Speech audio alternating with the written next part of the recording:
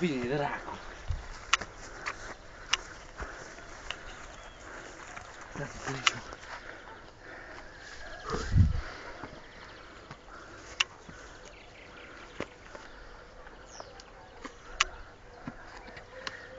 Cimitirul vesel.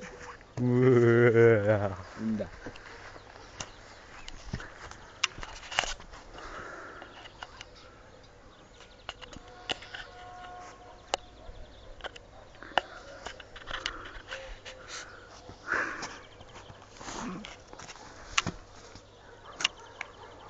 Melu. Hai că ți-i cimitirul vesel. Hai nebună. Mirică, din partea mea! Vrei să fii soția mea? Nu. Au mirește. Răspuns dureros. Ne conduce craiul.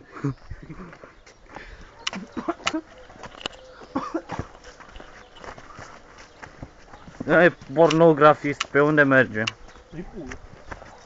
Pe la mine. Popa Olivia. Nu s-o fuți. Nu-i prietena mea. Până e pula. Nu convine.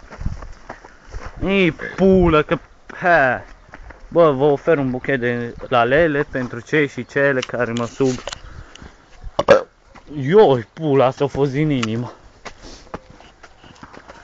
Urcăm trepții magici. Mergem să punem și pe el pe partea alaltă la cruce. Și ne așezăm jos. De urâte. Și se oprește filmarea în 3, 2, 1.